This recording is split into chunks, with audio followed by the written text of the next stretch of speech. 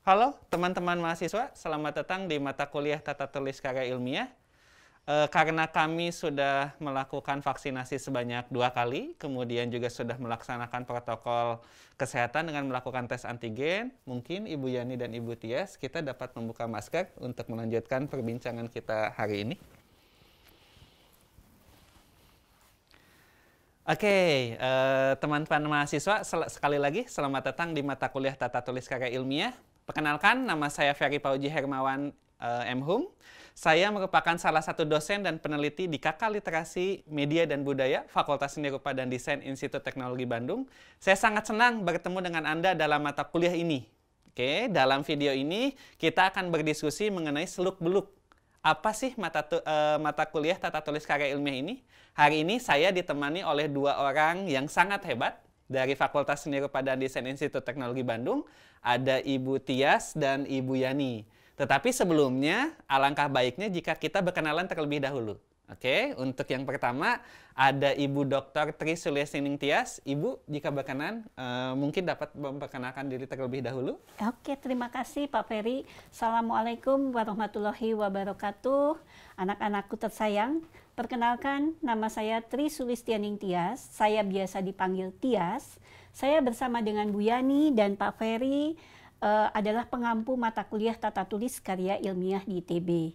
Kami berasal dari kelompok keahlian Literasi Media dan Budaya Fakultas Seni Rupa dan Desain ITB.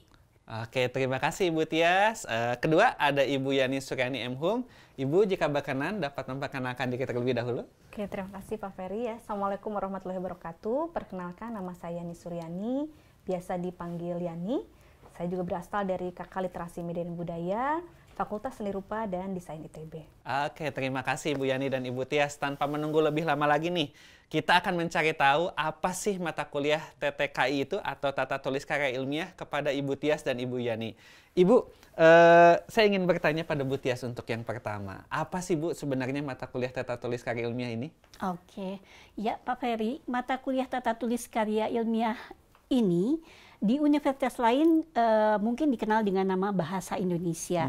Nah, tetapi di ITB, mata kuliah ini bernama Tata Tulis Karya Ilmiah. Mengapa bernama Tata Tulis Karya Ilmiah?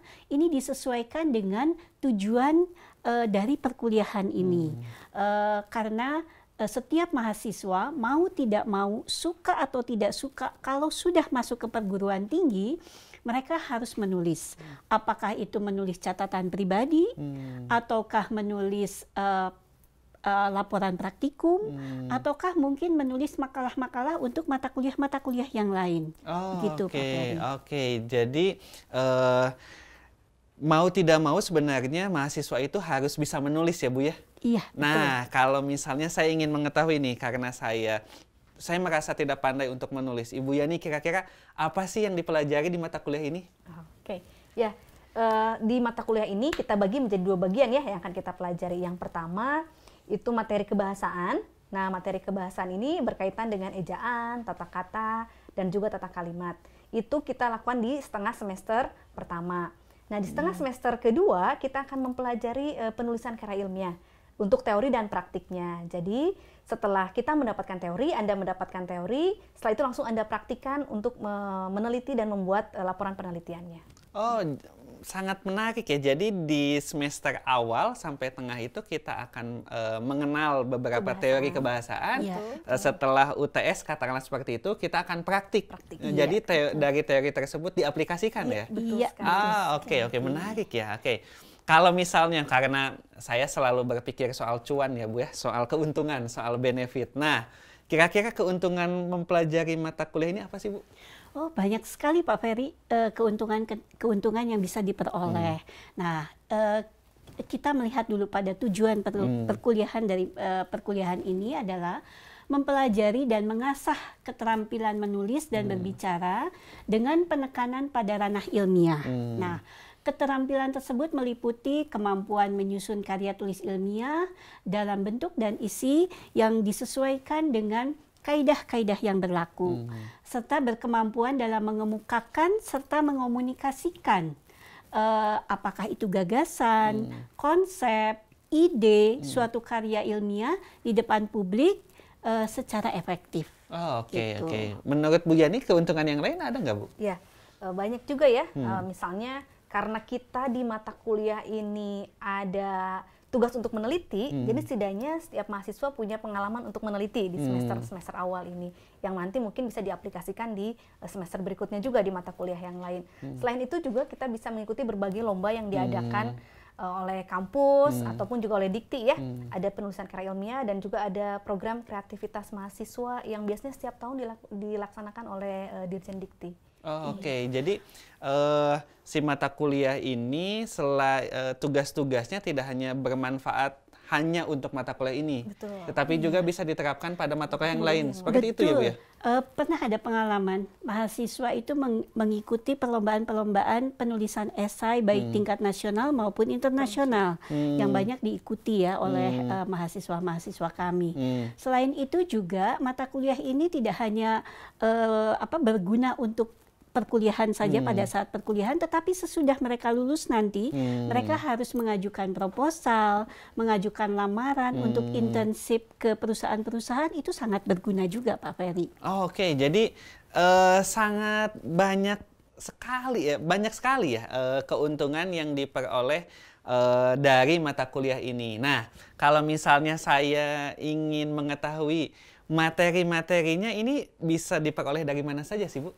Oke. Materi dalam TTKI ini kita banyak ya, karena sekarang kita sudah daring. Kalau untuk buku sendiri ada buku kiat praktis penulisan karya ilmiah. Nah, itu bisa Anda dapatkan di online juga banyak. Kemudian aplikasi juga ada ya, beberapa aplikasi. Misalnya KBBI Daring itu di Play Store atau di App Store juga sudah ada, tinggal diunduh saja. Kemudian ada tata bahasa baku bahasa Indonesia, dan juga jika Anda ingin menonton video berkaitan dengan penulisan karya ilmiah atau kebahasaan, ada channelnya, itu channel khusus Ibu channel khusus, bukan kami ya, yang dari TTKI TB itu nama channelnya Dosen Traveler. Oke, di subscribe ya. Silahkan dicari. Loncengnya dibunyikan. Begitu. Oke, Bu, saya terkadang suka deg-degan, suka gelisah. Kalau sistem evaluasinya bagaimana sih di mata kuliah ini? Oke. Untuk sistem evaluasi ini ada 4 komponen yang kami lakukan ya. Tentu saja kan evaluasi ini harus ya. Jadi yang pertama adalah kehadiran. Kehadiran itu bobotnya 10%. Walaupun kehadiran itu bobotnya 10%, ini sangat menentukan. Di sini kami melihat bagaimana antusiasme dari mahasiswa, keseriusan mahasiswa. Kemudian yang poin yang kedua adalah kuis. Kuis itu 5%. Kuis ini bukan hanya kuis tertulis seperti itu, tetapi kuis itu dilakukan juga menggunakan aplikasi-aplikasi game, Pak Ferry. Kebetulan kami sedang mengembangkan, bahkan sudah kami uji cobakan kepada mahasiswa, ada aplikasi game Jago PUEB. Nah, mahasiswa diajak bermain agar tidak bosan juga. Kemudian kami juga menggunakan platform aplikasi-aplikasi yang lainnya. Kemudian setelah poin yang ketiga adalah tugas. Tugas ini terbagi 2. Ada tugas harian yang kami ambil dari pelatihan-pelatihan yang ada di buku maupun ada di e-learning. Kemudian ada juga tugas besar. Tugas besar itu tugas makalah. Tugas makalah ini dikerjakan secara berkelompok, ya. Ini ada tujuannya, Pak Ferry. Mengapa kami memberikan tugas itu secara berkelompok? Agar mereka memiliki rasa empati terhadap sesama, menghargai dan bagaimana cara berkomunikasi dengan baik di antara teman. Nah, untuk tugas-tugas ini bobotnya sekitar 20%. Nah, selain itu juga ada UTS. UTS itu bobotnya 30%. Dan yang terakhir itu adalah UAS. UAS itu bobotnya 35%. Nah, untuk penilaian atau evaluasi UTS ini, materinya adalah materi-materi kebahasaan. Sedangkan untuk UAS, materi-materi yang akan kami ujikan adalah materi teori tata tulis karya ilmiah. Begitu Pak Ferry. Jadi komprehensif ya, tidak hanya mengenai teori kebahasaannya, tetapi bagaimana cara mengaplikasikan. Dan yang paling penting kalau bisa saya ambil simpulan itu bagaimana berkolaborasi. Kira-kira seperti itu ya Bu ya. Nah, kalau misalnya tadi Ibu Tias berbicara soal banyak aplikasi, saya ingin bertanya pada Ibu Yani. Nah, aplikasi apa saja sih yang biasa digunakan di mata kuliah tata tulis karya ilmiah ini? Oke, banyak sih aplikasi yang kita gunakan ya, selain tadi KBBI ya yang kita bisa unduh dari Play Store atau App Store. Ada juga si Pebi. Si Pebi ini aplikasi untuk mengedit ya. Untuk mengedit, kalau bahasa Inggris ada Grammarly, nah kita bahasa Indonesia punya si Pebi.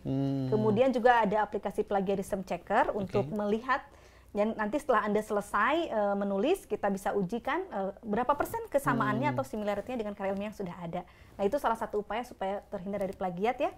Dan juga aplikasi pengutipan atau juga membuat daftar pustaka. Itu bisa pakai Zotero, Mendeley ataupun EndNote. Nah itu juga kita nanti pelajari di mata kuliah ini. Oke, jadi banyak menarik sekali ya mata kuliah ini. Ternyata kalau saya bisa simpulkan, membuat karya ilmiah itu tidak sulit ya. Saya yakin para mahasiswa juga akan tertarik, kemudian akan terinspirasi. Karena ternyata membuat karya ilmiah itu sangat mudah. Oke, kalau begitu kita akhiri video perkenalan mata kuliah tata tulis karya ilmiah ini. Sampai bertemu di video-video mata kuliah yang lainnya. Terima kasih Ibu Yani dan Ibu Tias. Terima kasih. Sampai jumpa teman-teman mahasiswa. Assalamualaikum warahmatullahi wabarakatuh.